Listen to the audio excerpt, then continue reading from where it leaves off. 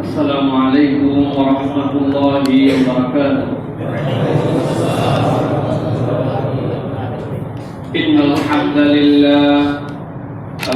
لله نحمده ونستعينه ونستغفره ونؤمن به ونتوكل عليه ونعوذ بالله من شرور أنفسنا ومن سيئات أعمالنا. من يهد الله فلا مضل له ومن يضلل فلا هادي له، وأشهد أن لا إله إلا الله وحده لا شريك له، وأشهد أن سيدنا وحبيبنا وطبيب قلوبنا محمد الذي أرسل رسوله بالهدى ودين الحق ليظهره على الدين كله وكفى بالله شهيدا. فقد قال الله سبحانه وتعالى في كلامه المجيد وفي فرقان الحميد.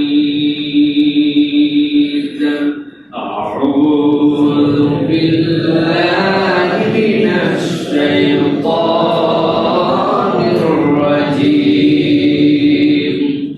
بسم الله الرحمن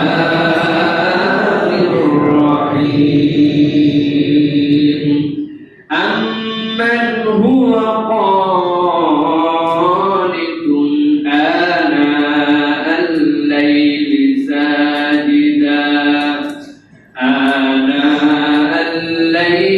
ساجدا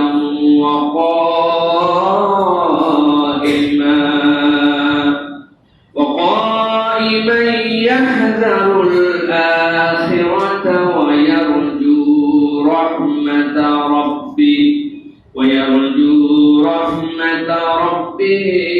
قل هل يستوي الذين يعلمون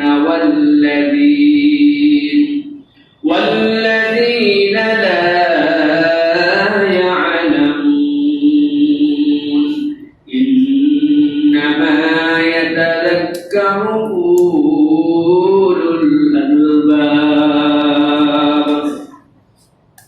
وقال الله سبحانه وتعالى آمرا ومخبرا للمؤمنين والمؤمنات إلى يوم القيامة: إن الله وملائكته يصلون على النبي يا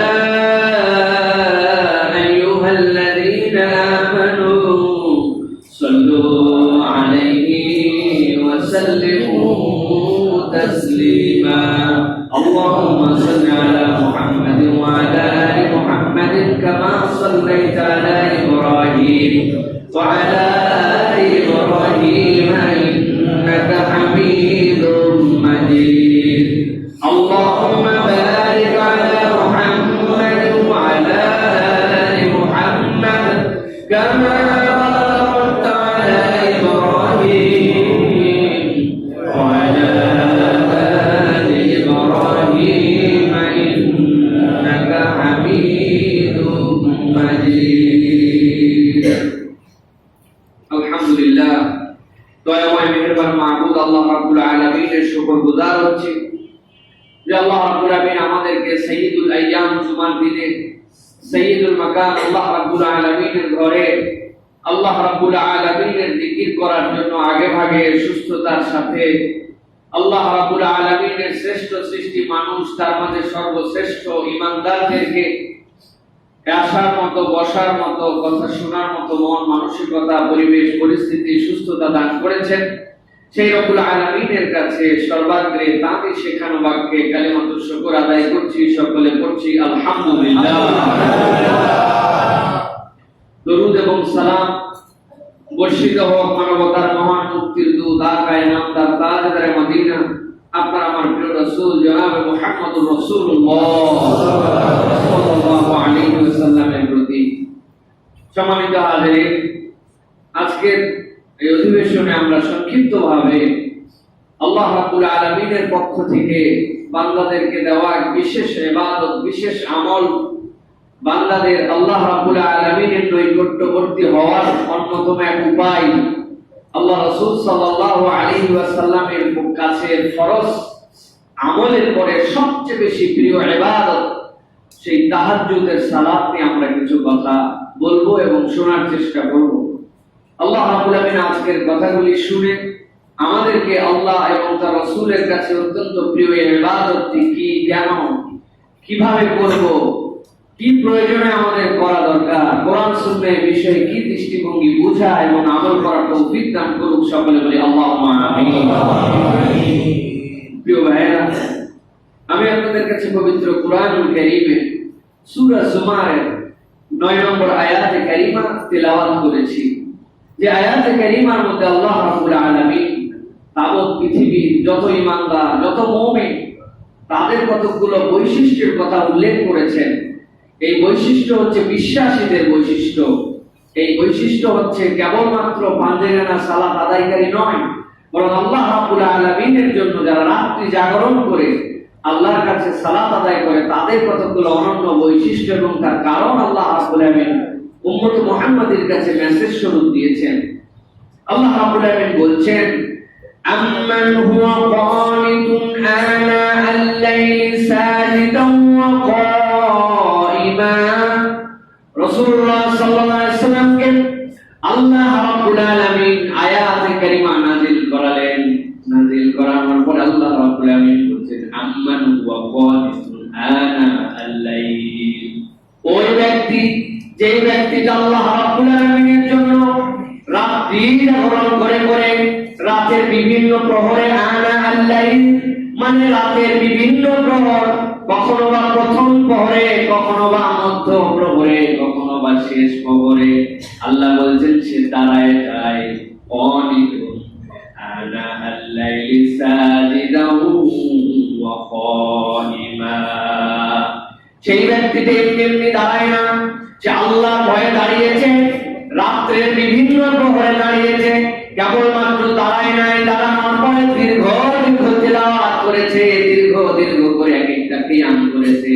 কিয়াম করার পরে ওই বান্দা যখন আল্লাহর কাছে সিজদায় গেছে, যাওয়ার পরে কেবলমাত্র সুবহান রাব্বিয়াল আলা, সুবহান রাব্বিয়াল আলা তিনবার বলে উঠে যায় নাই। আল্লাহ বলছেন দীর্ঘক্ষণ যেরকম দাঁড়ায় থাকে, আল্লাহর ওই বান্দা দীর্ঘ সময়টা বেশি সিজদার মধ্যে থাকে। কেন সে দাঁড়ালো? পৃথিবীর সব মানুষ যখন ঘুমানোর প্রস্তুতি, সেই মানুষ তখন আল্লাহর জন্য দাঁড়াইলো, আল্লাহর জন্য তার মস্তককে মাটির সাথে মিশায় লাগায় রাখলো। কেবলমাত্র সংক্ষিপ্ত সময় নয়, দীর্ঘ দীর্ঘ সময় সে সিজদায় পড়ে থাকলো। আল্লাহ বলছেন, ইয়াহযারুল আখিরাতা ওয়া ইয়ারজু রাহমাতা রাব্বি। সে এমনি কাজ করে নাই, পরকালকে ভয় করে, আল্লাহর সামনে দাঁড়াইতে হবে এটা ভয় করে। আল্লাহর সামনে সেই দিন কেমনে হিসাব দিবে, দুনিয়ার লোকে আল্লাহর সাথে একটা হিসাব মিলিয়ে নেওয়ার জন্য, পরকালের দিবসের হিসাবকে সহজ করার জন্য ইয়াহযারুল আখিরা। সেই দিন কেমনে আমি এত সময় দাঁড়ায় থাকবো, কেমনে আমার বিচারের জন্য রব্বুল আলামিনের সামনে আমি প্রস্তুতি নিব।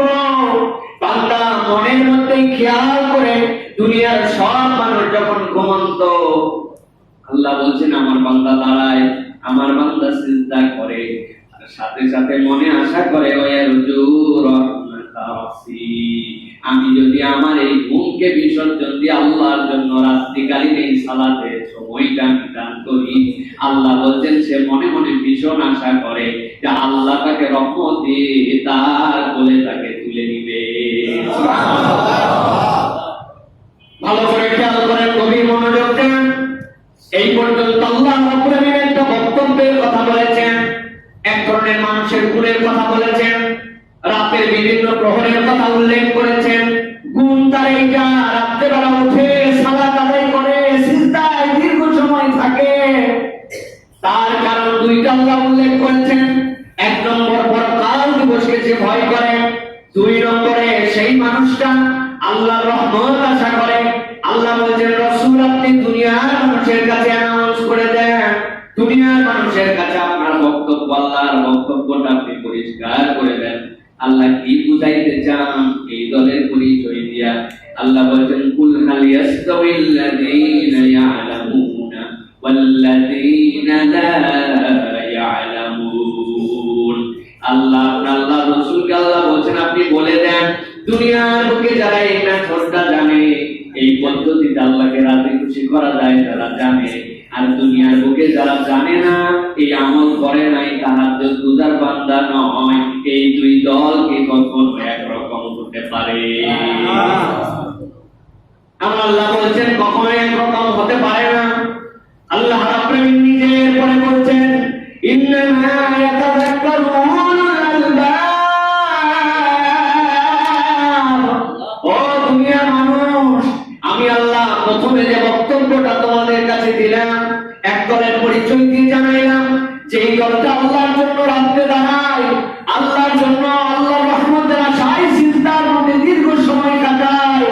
দুনিয়ার মানুষ যখন ঘুমায় সে ঘুমকে বাদ দেয়, কখনো বা প্রথম রাত্রে, কখনো মধ্য রাত্রে, কখনো শেষ রাত্রে, কিন্তু সে রাত্রি জাগরণ করে। এই দুই শ্রেণীর মানুষ কখনো এক হতে পারে না। আল্লাহ বলছেন ইন্নামা ইয়াতাযাক্কারু উলুল আলবাব, নিশ্চয়ই জ্ঞানবান যারা, তাদের জন্য আল্লাহ রাব্বুল আলামিন এর মধ্যে সাংঘাতিক শিক্ষা ঢুকায় রেখেছে। সুবহানাল্লাহ। উলুল আলবাব, আল্লাহ বলছেন জ্ঞানবান যারা, তাদের জন্য এর মধ্যে এখন শিক্ষা আছে। এখন যদি কেউ জ্ঞানবান না হয় তার জন্য শিক্ষা নাই। কোরআনের এই মেসেজের দ্বিতীয় একটা পরিভাষা হচ্ছে আল্লাহ রাব্বুল আলামিন বুঝাতে চান যে তোমরা জ্ঞানবান হও, কিন্তু তোমাদের জ্ঞানের একটা অংশ অন্ধকারাচ্ছন্ন। যে জ্ঞান দ্বারা তোমরা সত্য মিথ্যাকে নির্ণয় করতে পারো না, যে আল্লাহ এবং তার রাসূলকে চেনে, তার ওই জ্ঞানটা হচ্ছে সব জ্ঞান। আর যার দুনিয়াবি জ্ঞান আছে কিন্তু আল্লাহ এবং তার রাসূলকে চেনে না, সে হচ্ছে মূলত দুনিয়ার জ্ঞানে জ্ঞানী, কিন্তু আল্লাহকে না চিনলে সে হচ্ছে অজ্ঞান। দুনিয়ায় দল দুইটা, মনে আছে না আপনার? পার্টি দুইটা, একটা অজ্ঞান, একটা সজ্ঞান। অজ্ঞান পার্টির সংখ্যা কি? যারা মলম লাগায় মানুষকে অজ্ঞান করে, আর অজ্ঞান নয়। অজ্ঞান পার্টির সংখ্যা হচ্ছে যাদের দুনিয়াতে বাড়ি, গাড়ি, নারী, টাকা পয়সা, অর্থ, বিত্ত, ক্ষমতা, ইচ্ছা মতো তাদের যা ইচ্ছা তাই করতে পারে, কিন্তু আল্লাহকে ভয় করে না, আল্লাহ রাসূলকে ভয় করে না, ঈমান নাই, ইসলাম নাই, কোরআন নাই, সুন্নাহ নাই, শত যাই তা আল্লাহ এবং তার রাসূলের পরিভাষায় তারা হচ্ছে পার্টিতে অজ্ঞান। ঠিক না? আরেকটা পার্টি হচ্ছে সজ্ঞান। দুনিয়ায় হয়তো জুলুমের শিকার, দুনিয়ায় তার ধন নাই, সম্পদ নাই, বাড়ি নাই, গাড়ি নাই, স্ট্যাটাস নাই, দুনিয়ার মানুষ সালামও দেয় না, জামা কাপড় দেখে কেউ পাত্তা দেয় না। আল্লাহ বলছেন দুনিয়ায় তোমার ইজ্জত না থাকলেও আসমানে তোমার এত সম্মান যে আল্লাহ ঘোষণা করেন আমি আমার বান্দাকে পছন্দ করি। জিবরাইল বলেন আমি পছন্দ করি ওই বান্দাকে। সব ফেরেশতাদেরকে জানাই দেওয়া হয় দুনিয়ার একটা মানুষ অপছন্দ করলে কিচ্ছু যায় আসে না। আল্লাহর কাছে যে আল্লাহ থেকে চিনে, রাসূলকে যে পছন্দ করে, কোরআন সুন্নাহকে যে ভালোবাসে, দুনিয়ায় কোনো নাম না থাকলেও আল্লাহর কাছে যে পার্টিতে সজ্ঞান। ঠিক না? সুতরাং এটা আমাদেরকে মনে রাখতে হবে। আল্লাহ বলছেন কুল হাল ইয়াস্তাউিল্লাযীনা ইয়ালামুন ওয়াল্লাযীনা লা ইয়ালামুন। এটা আমাদের ব্যাখ্যা নয়, এটা আল্লাহ রাব্বুল আলামিন জানিয়েছেন। এই দুই দল যে চেনে আল্লাহকে আর যে চেনে না, তারা কখনো সমান হতে পারে না। আল্লাহ বলছেন ইন্নামা ইয়াতাযাক্কারু উলুল আলবাব। এর মধ্যে শিক্ষা আছে কাদের জন্য? যারা জ্ঞানবান। এখন ওই জ্ঞান কোন জ্ঞান? যে জ্ঞানের রিফ্লেকশন আল্লাহর কাছ থেকে আসার পরে আবার আল্লাহর থেকে আপনাকে টানে, ওইটা হচ্ছে ওহীর জ্ঞান। যেই জ্ঞান এসেছে সেই আল্লাহর কাছ থেকে, আপনি যে জ্ঞানের কাছে যত যাবেন তত বেশি আল্লাহর থেকে আপনাকে টানবে, তত বেশি আপনাকে কোরআন সুন্নাহর প্রতি ভালো লাগাবে। বুঝবেন যে এই জ্ঞানে আপনাকে উপকার দিচ্ছে, এই জ্ঞান আল্লাহ চেনা জ্ঞান। দুনিয়াতে অনেক মানুষ আছে অনেক ভালো পড়ালেখা করার পরে সে বেদিন হয়ে গেছে। আর এমন অসংখ্য নজিরও আছে যে আল্লাহকে অত পছন্দ করতো না, দিনের প্রতি অত বেশি আকৃষ্ট ছিল না, এমন তার জীবনে জ্ঞানের মধ্যে থেকে আল্লাহ তার চোখ খুলে দিয়েছেন যে সেইখান থেকে সে আল্লাহ এবং তার রাসূলকে ভালোবাসতে শুরু করেছে। অজস্র নজির আমাদের সামনে দুনিয়ার বুকে আছে। পৃথিবীর যত আমরা নাম করা বিজ্ঞানী যাদেরকে দেখি, আমরা বিভিন্ন নন মুসলিম যারা ছিলেন, পরবর্তীতে যারা ঈমান এনেছেন, ইসলাম গ্রহণ করেছেন, তারা প্রত্যেকেই কোনো না কোনো ক্ষেত্রে ইসলাম অপছন্দ করতে শুরু করেছিলেন, ইসলামের ত্রুটি ধরতে গিয়েছিলেন, কোরআন সুন্নাহর ভুল বের করতে গিয়েছিলেন। করতে করতে এক পর্যায়ে তারা ঈমান এনে ফেলেছে। রিসেন্ট গত কয়েকদিন আগে মনে একটা আর্টিকেলে দেখলাম যে আল্লাহ রাব্বুল আলামিন পিঁপড়ার ব্যাপারে যে কোরআনুল কারীমের মধ্যে বর্ণনা দিয়েছেন, সেখানে আল্লাহ রাব্বুল আলামিন পিঁপড়ার ব্যাপারে বলেছেন, যখন মূসা আলাইহিস সালাম তার কওমকে নিয়ে যাচ্ছিলেন, সে যে তার দলবলকে সাবধান করলো, আল্লাহ সেখানে একটা শব্দ ব্যবহার করেছেন যে তোমরা সাবধান হও, মূসা যদি তোমাদের উপর দিয়ে চলে যায় তাহলে তোমরা ভেঙে টুকরা টুকরা হয়ে যাবে। এখন পিঁপড়ার যে গাঠনিক রূপ, পিঁপড়ার সাথে তো এই আসা যায় না, পিঁপড়া ভেঙে ভেঙে আবার টুকরা কেমন করে হবে? পিঁপড়া একটা প্রাণী, দলা খাবে, চাপা খাবে, সে শেষ হয়ে যাবে, পেস্ট হয়ে যাবে, কিন্তু আল্লাহ বলছেন সে টুকরা টুকরা হবে। হালের বিজ্ঞানীরা প্রমাণ করেছেন পিঁপড়ার শরীরের গাঠনিক যে রূপ, এইটার পুরোটাই হচ্ছে কাঁচ। আমরা যে কাঁচ যেটা ব্যবহার করি, এই কাঁচের যে গাঠনিক রূপ, এই রূপ দিয়ে তার শরীর গঠন করা হয়। কাঁচ যেরকম কেউ বলে না পিছে চ্যাপ্টা হয়ে গেছে, বরং ভেঙে টুকরা হয়ে গেছে, আল্লাহ এই জন্য বলেছেন পিঁপড়া ভেঙে টুকরা হয়ে গেছে। সুতরাং এটাও জ্ঞান। যারা এটা চর্চা করেছিলেন হয়তো বা কোরআনের কোন একটা শব্দকে নিয়ে, তারা স্বীকার করেছেন যে আমরা এটা এই কথা আমরা কেন বললেন, চিন্তা করতে যে ধরা খেয়ে গেছে কোরআনের কাছে। কোরআন এই জন্য বারবার বলি, কোরআন কোনো অ্যালজেব্রার বই নয়, কোরআন কোনো বিজ্ঞানের বই নয়, কোরআন কোনো আপনার জন্য অ্যাপ্লাইড কেমিস্ট্রি, ফিজিক্স, বায়োলজি, তারপরে হচ্ছে জেনেটিক ইঞ্জিনিয়ারিং এর বই নয়। কোরআন হচ্ছে একটা আমাদের জন্য জীবন ব্যবস্থা। তবে কোরআনের মধ্যে কতগুলো বৈজ্ঞানিক ধাঁচ এমন ভাবে দেয়া আছে, বান্দা খুঁজলে সেখান থেকে তার শিক্ষা পেয়ে যাবে। সুবহানাল্লাহ। অনেক বেকুব আমাদের কাছে এসে বলে, হ্যাঁ এই যে আমাদের বাজেট দেওয়া হচ্ছে, বাজেটের কি বর্ণনা কি কোরআনের মধ্যে আছে নাকি? তারপরে গরু ছাগলের বর্ণনা কোরআনের মধ্যে, মানে বিভিন্ন কথা উল্লেখ করে কোরআনের মধ্যে এটা আছে নাকি, কোরআনের মধ্যে সেইটা আছে নাকি, আমাদের কাছে বলে না মাঝে মাঝে। প্রিয় ভাই, আমরা এই জন্য এই বিষয়টা পরিষ্কার করে বলে রাখতে চাই যে কোরআন কোনো বিজ্ঞানের পুস্তক নয়। কোরআন হচ্ছে আপনার আমার জন্য, মানবের জন্য এটা জীবন আদর্শের একটা গ্রন্থ। কিন্তু কোরআন হচ্ছে হাকিম। কোরআন মধ্যে আল্লাহ রাব্বুল আলামিন অনেক বৈজ্ঞানিক বিশ্লেষণের কিছু জ্ঞান দিয়ে রেখেছেন, যেটা মানুষ কল্পনা করে খুঁজে বের করলে সে তখন মনে করে এটা তো বিজ্ঞানময় এক গ্রন্থ। সুবহানাল্লাহ। প্রিয় ভাইরা, তাহলে যে কথা বলছিলাম আপনাদের কাছে, তাহাজ্জুদ, আল্লাহ রাব্বুল আলামিন এখানে এই আয়াতে কারীমার মধ্যে সূরা জুমারের মধ্যে আল্লাহ দুনিয়ার মানুষকে দুইটা পার্টে আলাদা করেছেন। আল্লাহ বলেন তাহাজ্জুদ যে পড়ে আর তাহাজ্জুদ যে পড়ে না, এই দুই দলের তুলনা কখনো এক হতে পারে না। কেন? যে তাহাজ্জুদ পড়ে সে আল্লাহকে ভয় করে এবং আল্লাহর কাছে আশা করে, এই আশা নিয়ে সে তাহাজ্জুদের সালাতে দাঁড়ায়। প্রিয় ভাইয়েরা, এই জন্য হাদিসের মধ্যে আসছে মুমিনের সম্মান এটা হচ্ছে তাহাজ্জুদ। মুমিনের একটা যে সম্মান, এই সম্মানটা হচ্ছে তাহাজ্জুদের সালাত। কাফের আর মুশরিক আর মুমিন যেরকম সমান হতে পারে না, সেরকমই একজন মুমিন তাহাজ্জুদ গুজার আর একজন মুমিন তাহাজ্জুদহীন, সে কখনোই রাতে একটু জাগে না, কখনোই একটু সালাত আদায় করে না, সে কখনোই এই দুই মুমিন এক স্ট্যাটাসের হতে পারে না। প্রিয় ভাইরা, আমি আপনাদের কাছে অনেক আগে, এর আগেও বলেছি, মানুষকে মৌলিক চারটা ভাবে এই পৃথিবীতে ভাগ করা হয়। একটা হচ্ছে মানুষ, সে সাধারণভাবে একজন মানুষ। এরপরে সে হচ্ছে মুসলিম, সে আল্লাহ এবং তার বিধানের প্রতি সমর্পণ করে ফেলেছে। এরপরে তার গ্রেডটা থাকে হচ্ছে মুমিন। মুমিন হওয়ার পরে বান্দা যখন আল্লাহর কাছে সব স্বীকৃতি দেওয়ার পরে হুকুম যা মানে, নিষেধ যা আছে সবগুলো থেকে বেঁচে থাকে, আল্লাহ তার স্ট্যাটাস তখন মুত্তাকি করেন। দুনিয়ার হাইসিয়াতে এই যে মানুষ বা সাধারণ মানুষের পরে মুমিন, মুসলিম, মুত্তাকি, এই পর্যন্তই গ্রেড শেষ। কিন্তু একজন মুত্তাকি আল্লাহর কাছে এর থেকে নিজের দাম বাড়িয়ে দিতে পারে, সেই গ্রেডটার নাম হচ্ছে মুহসিন। মুহসিন বলা হয় তাকে যখন কোন বান্দারা আল্লাহ যা নিষেধ করেছেন তার থেকে বেঁচে থাকে, আল্লাহ যা করতে বলেছেন তা করে, ওর সাথে সাথে নফল কাজ যেগুলো আছে, যেগুলো সুন্নাহ আমল আছে, ওইগুলো এত বেশি ভালো কাজের প্রতিযোগিতায় লিপ্ত হয়ে যায়, আল্লাহ তখন তার লক্ষ্যে ওই বান্দার নাম মুত্তাকির উপরে মুহসিন হিসাবে লিখে দেন। প্রিয় ভাইরা, সুতরাং আমাদের কাজ হচ্ছে মুহসিন হওয়ার প্রতিযোগিতায় লিপ্ত হওয়া। প্রিয় ভাইরা, আল্লাহ রাব্বুল আলামিনের রাসূল সাল্লাল্লাহু আলাইহি ওয়াসাল্লাম বলেন, তিরমিজির একটা হাদিসের মধ্যে এসেছে, আল্লাহ রাসূল বলেন, একদা এক ব্যক্তির সামনে রাসূল সাল্লাল্লাহু আলাইহি ওয়াসাল্লাম হাজির হলেন। লোকটা মৃত্যু সজ্জায়, মানে মারা যাবে এরকম বোঝা যাচ্ছে, তার অসুস্থতা এমন লেভেলে যে বোঝা যাচ্ছে যে সে চূড়ান্ত সময় অতিবাহিত করছে। রাসূল সাল্লাল্লাহু আলাইহি ওয়াসাল্লাম তার কাছে যে জিজ্ঞাসা করলেন, তোমার এখন মনের অবস্থা কি? তোমার অবস্থাটা কি আমাকে বলো তো। সেই ব্যক্তি, সেই সাহাবী যখন আল্লাহ রাসূল সাল্লাল্লাহু আলাইহি ওয়াসাল্লামকে বললেন যে ইয়া রাসূলুল্লাহ, আমি আমার আল্লাহ রহমতের প্রতি প্রচন্ড আশাবাদী, সাথে সাথে আমার কৃত যে সকল গুনাহ এর জন্য আল্লাহকে আমি ভয় করছি। আমি আল্লাহর কাছে রহমতের চূড়ান্ত আশাবাদী, আর আমি যে গুনাহ খাতা করেছি হে রাসূল, আমি আমার আল্লাহকে এই গুনাহের জন্য ভয় করছি।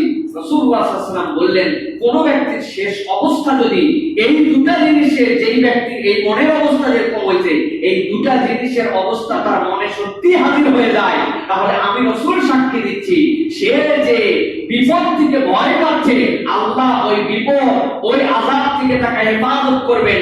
আর সে যে আল্লাহর রহমতের আশা করছে, আল্লাহ বান্দাকে সেই রহমতের সাগরে ভাসায় দিবেন। সুবহানাল্লাহ। এই মনের অবস্থাটা শেষ পর্যায়ে যে হতে হবে যে আল্লাহ, আমার তো গুনাহ ছিলই, কিন্তু আমি আমার প্রচেষ্টায় আল্লাহ কম করি নাই। এখন একদল আমাদের মধ্যে আছে চূড়ান্ত আশাবাদী, এরা খালি আশার সাগরে নিজের বেলুন ফুলায় দিয়েছে, ভাসায় দিয়েছে, এরা কোনো রকম ভয় করার মধ্যে নাই, আল্লাহরে ভয় করে না, খালি সবসময় আশা করে। এইটা মুমিনের খাসলত নয়। মুমিনের খাসলত হবে যে আল ঈমানু বাইনাল খাউফি ওয়া রাজা, যে আপনার মধ্যে আল্লাহর প্রতি ভয়ও যেরকম থাকবে, আল্লাহ রাব্বুল আলামিনের প্রতি আপনার সেরকম আশাও রাখতে হবে। এই দুইয়ের ব্যালেন্সের নাম হচ্ছে ঈমান।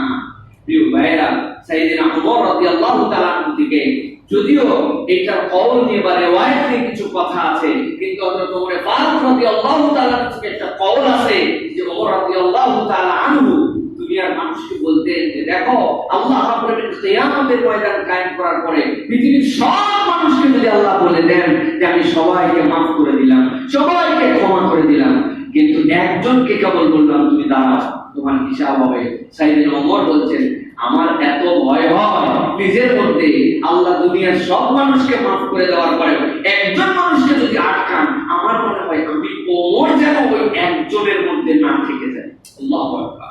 আমার ওমর রাদিয়াল্লাহু তাআলা বলছেন, আল্লাহ যদি কিয়ামতের দিন সব মানুষকে আটকান আর একটা মানুষকে যদি বলেন যাও তোমার মাফ করে দিলাম, তুমি এখন জান্নাতের দিকে হাঁটা দাও, হযরত ওমর বলছেন আমার ঈমান আমাকে এত আশাবাদী করে, ওই একটা মানুষ যাকে আল্লাহ বিনা বিচারে চলে যেতে বলবেন জান্নাতের দিকে, আমি আশা করি আমি ওমর তার মধ্যে শামিল হয়ে যাব। সুবহানাল্লাহ। এর নাম হচ্ছে আশা, এর নাম হচ্ছে ভয়। আমাদের কোন রকম ভয়ের কারবারই নাই, আমরা খালি আশার মধ্যে আছি। প্রিয় ভাইরা, সুতরাং এই যে শুধু শুধু আশাবাদী যে এটা ধান্দাবাজ, এটা কোনোদিনও প্রকৃত মুমিনের চরিত্র হতে পারে না। নিজের গুনাহ নিয়ে ভয় থাকবে, সেটা থেকে বেঁচে থাকার জন্য চেষ্টা এবং সর্বোচ্চ পরিশ্রম করতে হবে, আর আল্লাহর রহমতের দিকে আশা নিয়ে আল্লাহর দিকে তাকায় থাকতে হবে। প্রিয় ভাইরা, হযরত ইবনে আব্বাস রাদিয়াল্লাহু তাআলা আনহু থেকে একটা বর্ণনা এসেছে যেখানে ইবনে আব্বাস রাদিয়াল্লাহু তাআলা বলছেন যে যে ব্যক্তি হাসরের ময়দানে সহজ হিসাব কামনা করে, সে যেন রাতের অন্ধকারে আল্লাহর কাছে কিছু সালাত আদায় করে।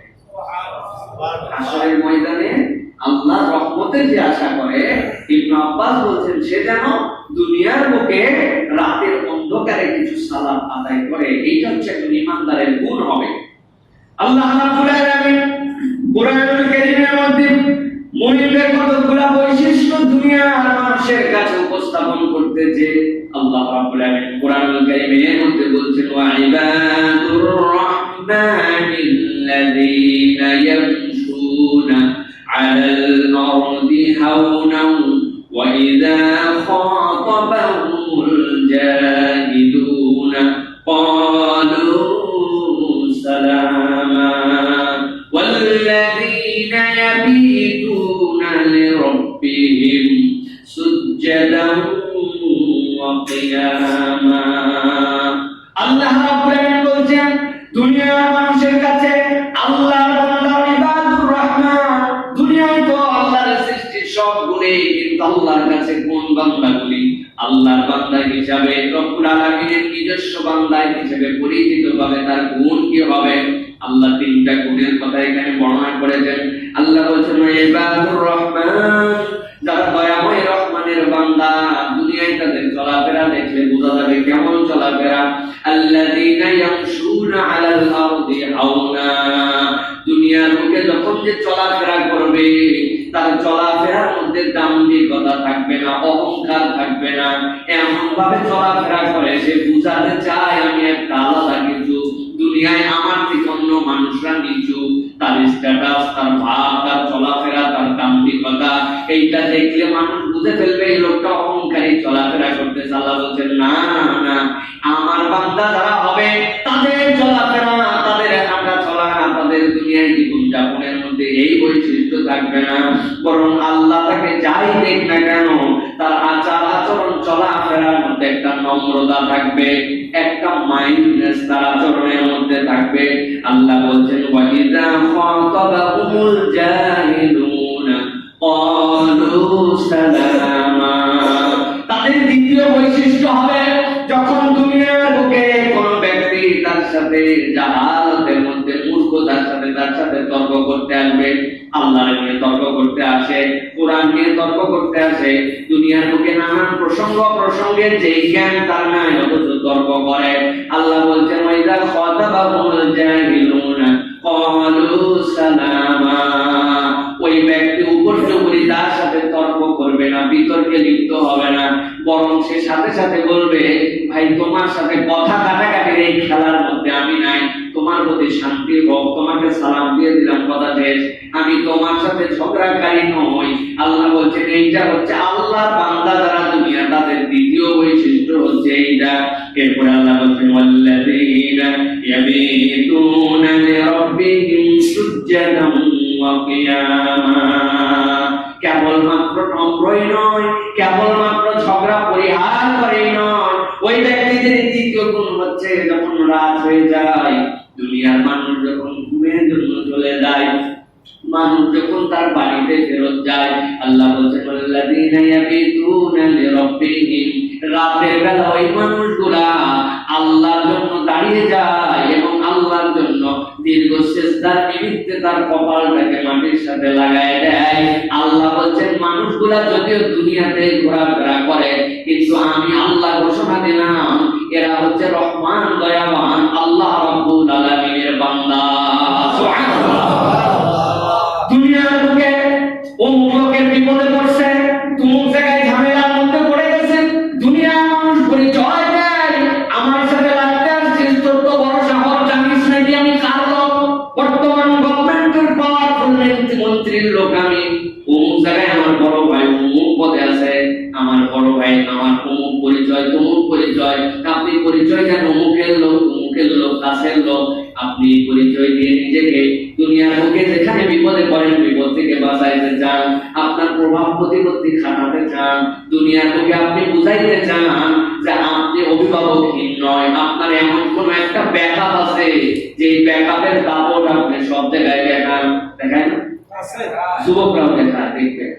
এই যে আপনাদের কাছে গল্প করেছি না যে বাসের 2 টাকা ভাড়া বেশি চাইছে, পুলিশ আপনাদের ফোন করে বলে আয়া কত ওই জায়গায়, ওনার কারণ ওই জায়গায় কতগুলো ওনার বন্ধু বান্ধব আছে, ওই এলাকার ওই মোড়ের মধ্যে ওনারা আড্ডা দেয়, এই সামনে দিয়া আমার সাথে বিয়াদবি করে পারবে, তার মানে তারও একটা লোক আছে, তার একটা পরিচয় আছে, তার একটা অবস্থান আছে, যে কারণে সেই কথা বলে।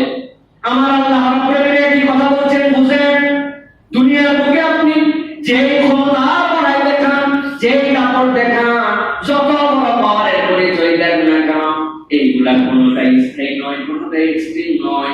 কিন্তু দুনিয়ায় কোনো মানুষ যদি এই কথা বুক ফুলায় বলতে পারে মিয়া আমার সাথে বেশি বাড়াবাড়ি করো না, মাতব্বরি করো না, আমি হচ্ছে আল্লাহ রাব্বুল আলামিনের লোক, সুবহানাল্লাহ, আমি আল্লাহর লোক, আমি আল্লাহর বান্দা, তাহলে তুমিও তো আল্লাহর বান্দা, আমি আল্লাহর বান্দা। আরে না, তুমি আল্লাহর বান্দা, আমি আল্লাহর বান্দার মধ্যে একটু পার্থক্য আছে। কি পার্থক্য আছে?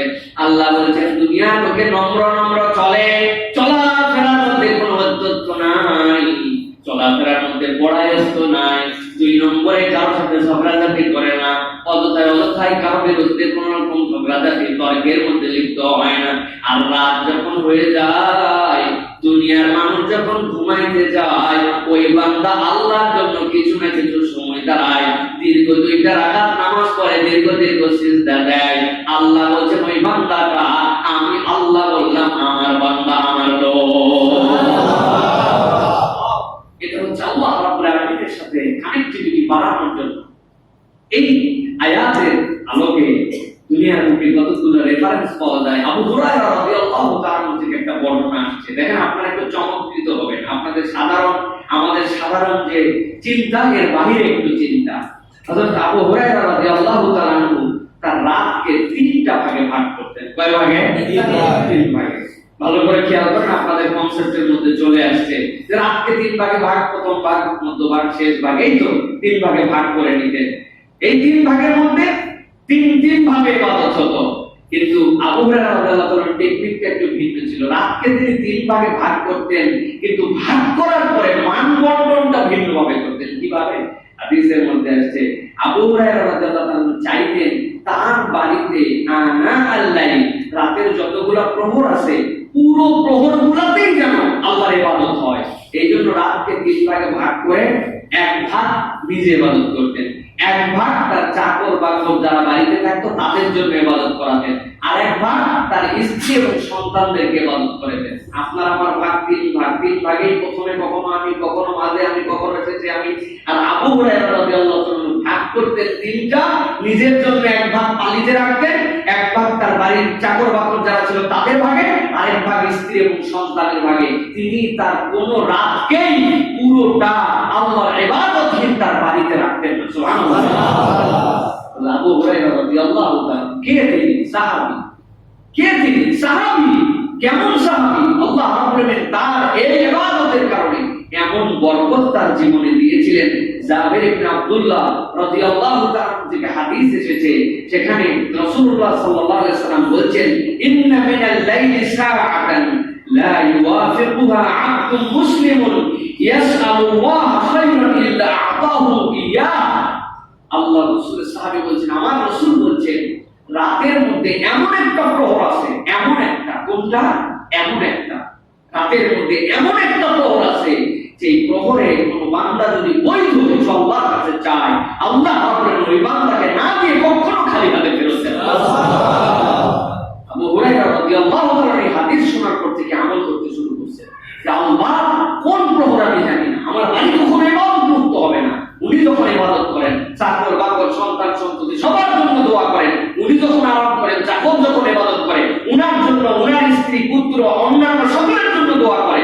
উনিও যখন ঘুমান, উনার চাকর বাকর যখন ঘুমায়, উনার স্ত্রী, উনার সন্তানরা যখন উঠে নামাজ পড়ে সিজদা করে, সকলের জন্য দোয়া করে। হযরত আবু হুরায়রা রাদিয়াল্লাহু তাআলা একটু বোকাশোকা মানুষই ছিলেন, কিন্তু আল্লাহ রাব্বুল আলামিন রাসূলের দোয়া আর তার ইবাদতের কারণে এমন তার জেহেন দিয়েছিলেন, হযরত আবু হুরায়রা রাদিয়াল্লাহু তাআলা 5374টা হাদিস একাই আল্লাহর নবী থেকে riwayat করেছেন। সুবহানাল্লাহ।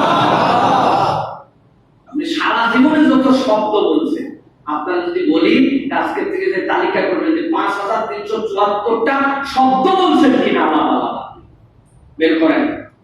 বাপ মা, টেবিল চেয়ার, জামা কাপড়, টুপি, জুব্বা, খাদ্য, ভাত, কলা, ভূগোল, ইতিহাস, মাটি, জমি, ভূমিকম্প, সমুদ্র, নৌকা, কলম, ফ্যান, ঝর্ণা, এরকম করে আপনি হিসাব করবেন। 5374টা শব্দ আপনি লিখতে আপনার জীবনে তিনটা মাটি হয়ে যাবে, ডবল হওয়া চলবে না, সিঙ্গেল বিপদ হবে। আমি 5374টা হাদিস আল্লাহ রাসূল যেভাবে বলেছেন, একটা শব্দ এদিক ওদিক নাই, একদম মা উযিফা ইলা নবী সাল্লাল্লাহু আলাইহি ওয়াসাল্লাম মিন কওলিন আও ফি'লিন আও তাকরীরিন সিফাতিন খালকিয়াতিন আও খুলকিয়াতিন, এইরকম ভাবে একদম হুবহু আল্লাহর নবী থেকে riwayat করেছেন এই আবু হুরায়রা রাদিয়াল্লাহু তাআলা। সুবহানাল্লাহ।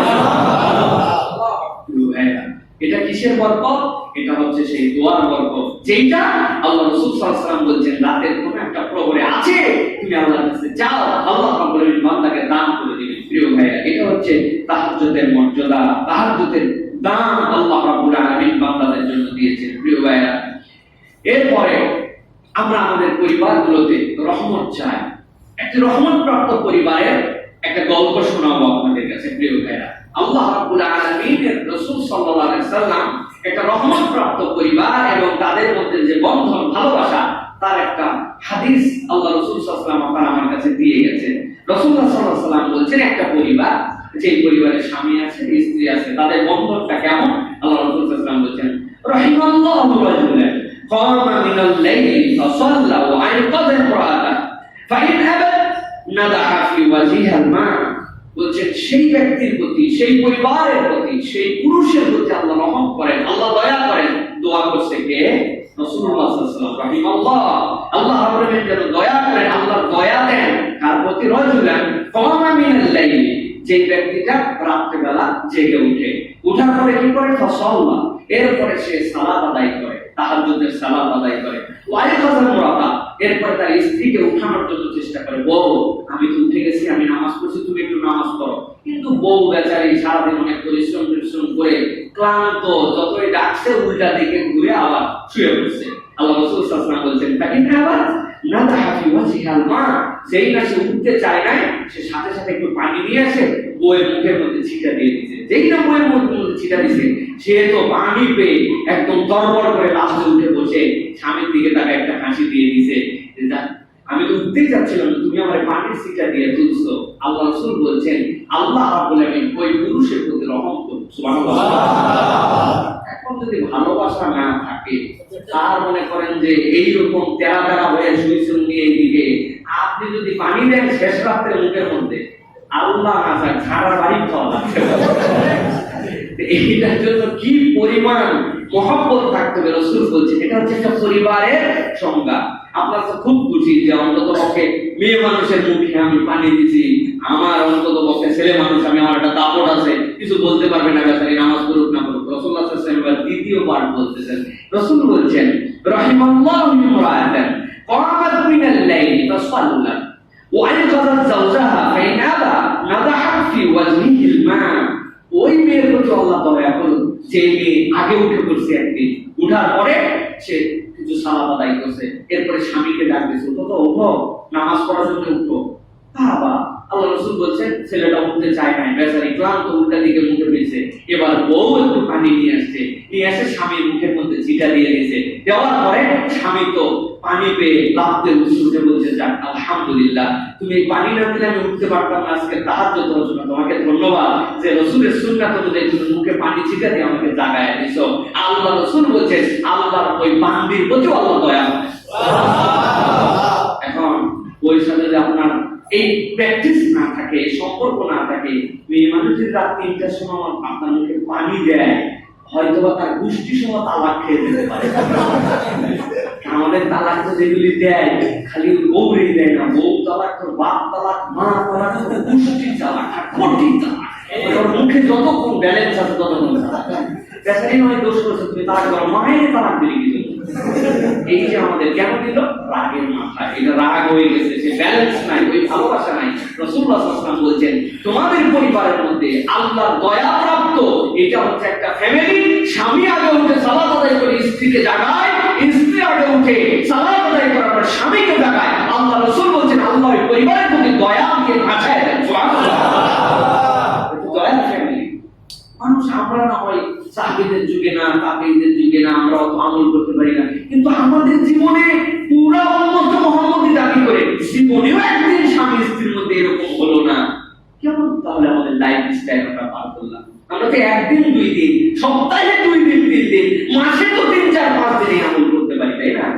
এটা না বরকত হবে আমাদের ফ্যামিলির মধ্যে, রহমত আসবে আমাদের ফ্যামিলির মধ্যে। প্রিয় ভাইয়েরা, এই হাদিসটা মুসনাদ আহমদের মধ্যে এসেছে, আবু দাউদের মধ্যে এসেছে, সহিহ হাদিস যেটা। সুতরাং পারিবারিক সমস্যা সমাধানে আমরা বলবো তাহাজ্জুদ একটা আল্লাহর পক্ষ থেকে দেওয়া নিয়ামত। সুবহানাল্লাহ।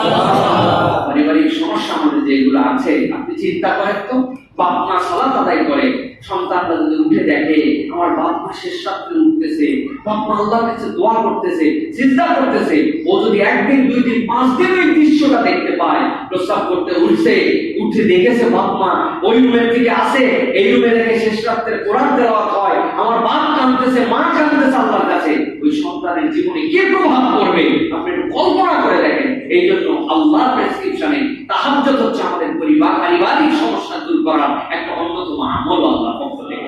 প্রিয় ভাইয়েরা, এই জন্য তাহাজ্জুদে ওঠা আল্লাহ রাব্বুল আলামিনের দেওয়া নিয়ামত। হযরত ওমর ফারুক রাদিয়াল্লাহু তাআলা আনহু থেকে একটা হাদিস এসেছে, মাওকুফ হাদিস, সাহাবীদের থেকে যে হাদিস আছে এইটাও গ্রহণযোগ্য আমাদের জন্য। এই হাদিসের মধ্যে ওমর ফারুক রাদিয়াল্লাহু তাআলা আনহু তার পরিবারকে কিভাবে রিমাইন্ডার দিতেন, শেষ রাত্রে কিভাবে জাগাতেন, এটার একটা ঘটনা এসেছে। তিনি একটা আয়াত তেলাওয়াত করতেন তার পরিবারের কাছে। তিনি বলতেন, ওয়া'মুর আহলাকা বিস-সালাত ওয়াসতাবির আলাইহা। তিনি বলতেন, তুমি তোমার পরিবারকে সালাতের নির্দেশ দাও আর তুমি নিজেও তার উপরে কায়েম থাকো। আমার পরিবারের স্ত্রী পুত্র যারা আসো, আমি তোমাদেরকে এমনি কষ্ট দিতে আসি নাই, আল্লাহ আমাকে বলছেন, এই জন্য আমি তোমাদের কাছে নির্দেশ দিচ্ছি, ওঠো সবাই আমাদের জন্য উঠো। আর আমিও কিন্তু নামাজের জন্য আগে উঠেছি, তারপরে তোমাদেরকে ডাকছি। সুবহানাল্লাহ। হযরত ওমর ফারুক রাদিয়াল্লাহু তাআলা আনহুর মতো মানুষও এত চমৎকার করে তার পরিবারকে ডেকে দিতেন। সুতরাং আমরা আমাদের পরিবার এবং পারিবারিক যে নির্দেশনাগুলো সালাতের আছে, এইগুলো ফলো করার জন্য আমাদেরকে চেষ্টা করতে হবে। আল্লাহ রাব্বুল আলামিন আমাদের জীবনে তাহলে বরকতের ধারা প্রবাহিত করবেন। বলেন আল্লাহুম্মা আমিন। এবার আমরা একটা বিষয়ে আলোচনার দিকে যাব, সেটি হচ্ছে যে দুনিয়ার বুকে আল্লাহ রাব্বুল আলামিন কুরআনুল কারীমের মধ্যে আপনাকে আমাকে নির্দেশনা দিয়েছেন, তোমরা জাকিরিন হও, তোমরা জিকিরকারী হও, তোমরা আল্লাহ রাব্বুল আলামিনের পুরুষ জাকির, মহিলা তোমরা জাকিরা, তোমরা তোমাদের জীবনকে আল্লাহ রাব্বুল আলামিনের অধিক স্মরণকারী হও। এখন এই যে অধিক স্মরণকারী হওয়ার আল্লাহ নির্দেশ দিলেন, এটা নির্দেশনাটা কি আর কিভাবে আমরা অধিক জাকির হতে পারবো, সে বিষয়টা আমাদের একটু সম্ভব ধারণা রাখা দরকার। আল্লাহ রাব্বুল আলামিন কোরআনুল কারীমের মধ্যে বলছেন, ভালো করে খেয়াল করেন, ওয়াযাকিরিন আল্লাহ কাসীরান ওয়াযাকিরাত আ'আদ্দা লাহুম মাগফিরাতান ওয়া আজরান আযীমা। আল্লাহ বলছেন দুনিয়ার বুকে যারা অনেক আল্লাহ রাব্বুল আলামিনকে স্মরণ করবে, পুরুষদের মধ্যে থেকে এবং নারীদের মধ্যে থেকে, আল্লাহ বলছেন আ'আদ্দা লাহুম মাগফিরাতান ওয়া আজরান আযীমা। আমি আল্লাহ বললাম, আমাকে যারা স্মরণ করবে, আমাকে যারা ভালোবাসবে, আল্লাহ যারা স্মরণকারী বান্দা হবে, আমি আল্লাহ রাব্বুল আলামিন তাদের ব্যাপারে ঘোষণা দিলাম, আ'আদ্দা লাহুম মাগফিরাতান ওয়া আজরান আযীমা। আমি আল্লাহ তাদেরকে কেবল ক্ষমাই করব না, আমি আল্লাহ তাদেরকে ক্ষমা করার সাথে সাথে এই আল্লাহ স্মরণকারী বান্দা বান্দী হওয়ার কারণে আমি রব্বুল আলামিন তাদের জন্য অভাবনীয় পুরস্কার নির্ধারণ করেছি। আজিমের কোন সংজ্ঞা দুনিয়ার কোন মিটারে মাপার মতো দুনিয়ার কারো আল্লাহ রাব্বুল আলামিন সক্ষমতা দেন না। আজিম মানে কেমন আজিম? আল্লাহ নিজেকে বলেছেন আজিম, আল্লাহ বলেছেন আসরান আজিমা। সেই আজিম রবের পক্ষ থেকে এমন ওজন দেওয়া হবে যেটা তুমি কল্পনাও করতে পারবে না। এই নিয়ামতটা, এই ক্ষমা আর এই আল্লাহর পক্ষ থেকে বিশাল নিয়ামত, এটা কাদের জন্য? যারা আল্লাহকে অধিক স্মরণকারী বান্দা বান্দী হবে। কাদের জন্য? ভালো করে মনে রাখবেন, এমনি এমনি বলছি না, আল্লাহ যারা জিকিরকারী বান্দা বান্দী হবে, অধিক জিকিরকারী। এখন আল্লাহ জিকিরকারী তো আমরা সবাই হতে চাই, তাই না? আমাদের ইউটিউব এবং ফেসবুক আসার পরে আমরা দুনিয়ার বুকে কত ধরনের জিকির যে আমরা দেখে ফেলছি। জিকিরের কোনো শেষ নাই, জিকির থেকে শুরু করে একদম মানে কি নাই, মানে নিজের মাথা নিচু হয়ে যায়। আহারে, আমার ইসলাম তো এরকম না।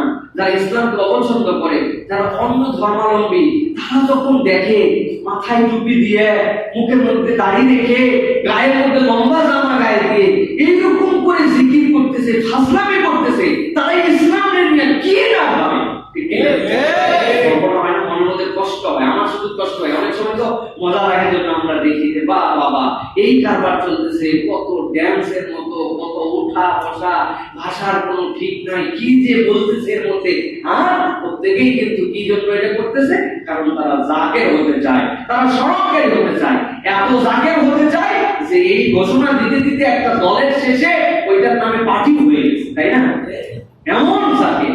সুতরাং প্রিয় ভাইরা, এই যে দুনিয়ার ঘোষণা অনুযায়ী আল্লাহ রাব্বুল আলামিন যাদেরকে ক্ষমা করে দিবেন আর আজরান আযীম দিবেন, এটা তো দুনিয়ার।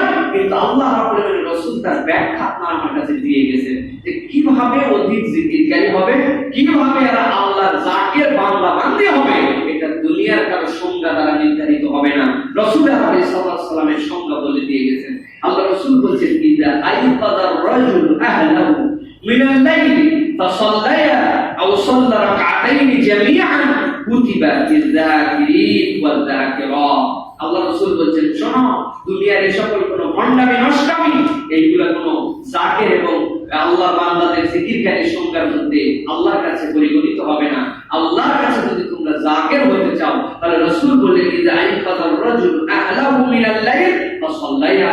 যখন কোনো মানুষ রাত্রি ঘুমায় যায়, কিছু প্রহর পার হওয়ার পরে সে তার পরিবারকে ডেকে তোলার পরে তারা দুইজন জামাতে অথবা পৃথক পৃথক 2 রাকাত সালাত আদায় করে। আসল্লায়া পরিবারকে ডাকে, ওঠো এখন শেষ হয়ে গেছে, চলো আমরা একটু তাহাজ্জুদের নামাজে দাঁড়াবো। এরপরে দুইজন মিলেও সালাত আদায় করে, অর্থাৎ জামাত করে, অথবা তারা পৃথক পৃথক সালাত আদায় করে, রাকাতাইন 2 রাকাত। আল্লাহ রাসূল বলেছেন জামিআন কুতিবা ফিল যাকিরিনা ওয়াল যাকিরাত, এই আমল যারা করে আল্লাহর কাছে তারাই কেবল জিকিরকারী হিসাবে আল্লাহ রাব্বুল আলামিনের যাকির এবং যাকিরাত বান্দা বান্দি হিসাবে আল্লাহর কাছে লিখিত হয়। সুবহানাল্লাহ। কি ঘটনা আমরা করতেছি তারা একে তো জিকির আছে আমাদের কাছে, সুবহানাল্লাহ, আলহামদুলিল্লাহ, আল্লাহু আকবার, লা ইলাহা ইল্লাল্লাহ, তাকবীর, তাহমিদ, তাহলিল, এগুলো তো আছে, এগুলো করতে হবে। কিন্তু রাসূলুল্লাহ সাল্লাল্লাহু আলাইহি ওয়াসাল্লাম যেভাবে দেখাই দিয়ে গেছেন সেইভাবে না আপনার আমার বানানো পদ্ধতি একদম বোঝার চেষ্টাই করে না। যখন আমরা দুনিয়ার বুকে কোন একটা জিনিসকে ইন্ট্রোডিউস করি এবং বুঝাই যে এর দ্বারা আমরা আল্লাহ পেতে চাই, বরং সে প্রকারান্তরে এইটা যদি বলে যে আল্লাহ পাওয়ার জন্য আমি এই ইবাদত এইভাবে করছি, এইটা করলে অনেক সময় কুফরি হয়ে যেতে পারে। বলবেন কি সাংঘাতিক কথা, কেমন করে? 2টা জিনিস মনে রাখবেন, আল্লাহ রাব্বুল আলামিন বলে দিয়েছেন এই ইসলামকে আল্লাহ রাব্বুল আলামিন পূর্ণাঙ্গ করে দিয়েছেন, এর মধ্যে আর কোনো রকম আপনার কিছু ঢোকানোর কিছু নাই। আর যত ইবাদত বন্দেগী আছে সেইগুলো রাসূলুল্লাহ সাল্লাল্লাহু আলাইহি ওয়াসাল্লামের পথ নির্দেশনা অনুযায়ী আপনাকে করতে হবে। যখন আপনি মনে করেন আল্লাহ প্রথমে এইভাবে এই কাজটা করি, তখন আপনাকে বুঝতে হবে আপনি নতুন কিছু মাথা দিয়ে চিন্তা করতেছেন, যেটা রাসূলুল্লাহ সাল্লাল্লাহু আলাইহি ওয়াসাল্লাম আপনাকে আমাকে দিয়ে যান নাই, অথবা আল্লাহ রাব্বুল আলামিন সেটা আপনার আমার জন্য তখন দিয়েছিলেন, এখন আপনার বাইর করতে হচ্ছে। আল্লাহ এবং তার রাসূলের উপর যদি কেউ মাথা মারে, তাহলে কি সেই মাথাটা মুসলমানের মাথা না মুশরিকের মাথা? এটা কি মুসলমানের মাথা না সেটা কাফেরের মাথা? ঠান্ডা মাথায় যেন বুঝে নিয়ে ইবাদত বন্দেগীতে আপনার কোনো পদ্ধতি আবিষ্কার করা চলবে না। আল্লাহ রাসূল সুবহানাল্লাহ জিকির করতেন, আলহামদুলিল্লাহ জিকির করতেন, লা ইলাহা ইল্লাল্লাহ জিকির করতেন। ওটা কেমনে করতে হবে আল্লাহ রাসূল দেখাই দিয়ে গেছেন। আপনার আমার বাপ দাদার পদ্ধতিতে লা ইলাহা ইল্লাল্লাহ জিকির চলবে না। এটাই শেষ কথা। ভালো করে ধাক্কা দিয়ে কথা বুঝে নেবেন। আর বাপ দাদার দেখানো তরিকা পদ্ধতিতে জিকির চলবে না, জিকির চলবে মুহাম্মদ রাসূলুল্লাহ সাল্লাল্লাহু আলাইহি ওয়াসাল্লামের পদ্ধতিতে। রাসূলুল্লাহ সাল্লাল্লাহু আলাইহি ওয়াসাল্লাম এই পদ্ধতি দেখাই দিয়েছেন। আপনি কত বড় দুঃসাহস আপনার, আপনি তার মধ্যে নতুন করে কিছু ঢুকাচ্ছেন। মনে রাখবেন অতীতের সকল পয়গম্বরের দ্বীন আর আমাদের দ্বীনে টিকে থাকা মৌলিক পার্থক্য হচ্ছে বিদআত ইসলামের মধ্যে নাই। কেন এত কঠিন? কেন এত প্যারাও করে ইসলাম?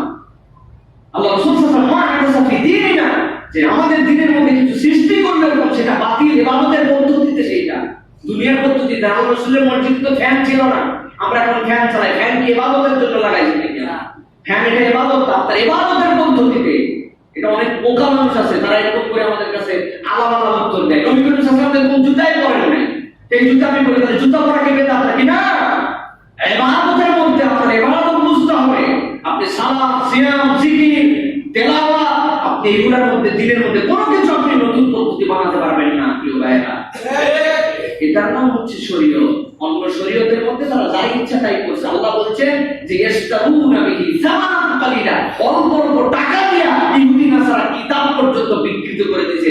গরমের দিন 50টা তুই দুম্বা পালিস, তুই যদি এখন আশুরার 10টা রোজা রাখিস তো শরীর খারাপ হয়ে যাবে। পরে সাইজ করে 5টা দুম্বা দিয়ে দিয়েছে, ওই লেগে দিয়েছে 50-এর উপরে দুম্বা থাকলে তাদের জন্য আশুরার রোজা না থাকলেও চলবে। পুরো শরীয়ত হয়ে গেছে। আমাদের এরকম কোন শরীয়ত আছে? কারণ বাপের ক্ষমতা নাই, রাসূল সাল্লাল্লাহু আলাইহি ওয়াসাল্লামের পদ্ধতি থেকে একটু দূরে পিছ করার কোনো ক্ষমতা নাই। এই জন্য আমাদের শরীয়ত কিয়ামত পর্যন্ত বলবৎ থাকবে। বিদআতের এই জন্য এত কথা বলা হয় প্রিয় ভাই। সুতরাং রাসূলুল্লাহ সাল্লাল্লাহু আলাইহি ওয়াসাল্লাম আপনি মনে করছেন যে আমার নবী যেভাবে জিকির করে গেল, ওই জিকির মনে হয় আল্লাহ পাওয়া যায় না, ওই পদ্ধতির বাইরে আমার একটু মাথা খারাপ পদ্ধতি বের করতেছে, এই জায়গাতেই আপত্তি আছে প্রিয় ভাইয়া। সুতরাং যাকিরিন এটা সংজ্ঞা মনে রাখবেন। রাসূল বলছেন যে পরিবারকে নিয়ে জাগায় দেয়, জাগায় দেওয়ার পর দুইজন মিলে রাত্রে একটু সালাত আদায় করে, না পারলে পৃথক পৃথক 2 রাকাত, অনলি 2 রাকাত, 2 রাকাত সালাত আদায় করে। আল্লাহ রাসূল বলছেন তাহলে আল্লাহ রাব্বুল আলামিন কুতিবা ফিল যাকিরিন ওয়াল যাকিরাত, তাদের উভয়কে আল্লাহ রাব্বুল আলামিন আল্লাহর যাকির বান্দা বান্দী হিসেবে কবুল করে নিয়েছেন। সুবহানাল্লাহ। আর তাহাজ্জুদ সহজ, যে আল্লাহর যাকির বান্দা না তাহাজ্জুদ বাজে। আমাদেরকে একটু একটু করে প্র্যাকটিস করতে করবো। আল্লাহ রাব্বুল আলামিন তৌফিক দান করুন। আমিন। প্রিয় ভাইরা, এরপরে শেষ দু একটি কথা বলবো। প্রিয় ভাইরা, ইব্রাহিম ইবনে আদহাম রাহিমাহুল্লাহর কাছে একজন ব্যক্তি আসলো, আসার পরে বলল, আমার তো খুব মন চায় আমি একটুখানি আল্লাহ তাকে বান্দা হই, রাত্রে একটু জাগি, আমি উঠতেই পারি না, কোনোদিনও উঠতে পারি না, মাথার কাছে ওযুর পানি রেখে দিই, তারপরে উঠতে পারি না। ইব্রাহিম ইবনে আদহাম এমন একটা কথা বলেছেন, আমাদের প্রত্যেকের, আমি সহ আমাদের প্রত্যেকের জন্য ভয়াবহ কথা। তিনি বললেন, যারা দিনের বেলা আল্লাহর অবাধ্যতায় ইচ্ছাকৃত পাপে লিপ্ত থাকে, আল্লাহ রাব্বুল আলামিন রাতের বেলা তাদেরকে তার হওয়ার তৌফিক দেন। দিনের বেলা ইচ্ছাকৃত পাপ, কোন পাপ? নামাজের ওয়াক্ত হিসাবে নামাজ পড়েন নাই, ইচ্ছা মতো মিথ্যা কথা বলে দিয়েছেন। আল্লাহ রাব্বুল আলামিন বলেছিলেন এই দৃশ্য দেখুন, আপনি দিনের বেলা সেটা কন্টিনিউ করছেন। দোকানের মধ্যে আপনার ওজনে ফাঁকি দিতে মানা ছিল, আপনি ফাঁকি দিয়েছেন। অফিসে সময় মতো যাওয়ার কথা ছিল, আপনি সময় মতো যান নাই। অথবা গেছেন যখন লেখা থাকবে তখন টাইম লিখে দিয়েছেন 9টা, আসছেন আপনি 5টার আগে, কিন্তু লিখে আসছেন 5টায় বেরোলেন।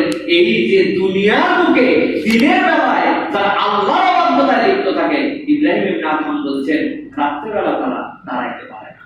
আর যদি রাত্রে না দাঁড়ায়, সে হতভাগায় পরিণত হয়ে যায়। কেননা রাত্রে বেলা আল্লাহ রাব্বুল আলামিন এমন একটা অবস্থায় আসেন, সেই অবস্থায় সারাদিন বান্দা আল্লাহকে ডাকে, আর রাত্রে বেলা আল্লাহ বান্দাকে ডাকে। সুবহানাল্লাহ।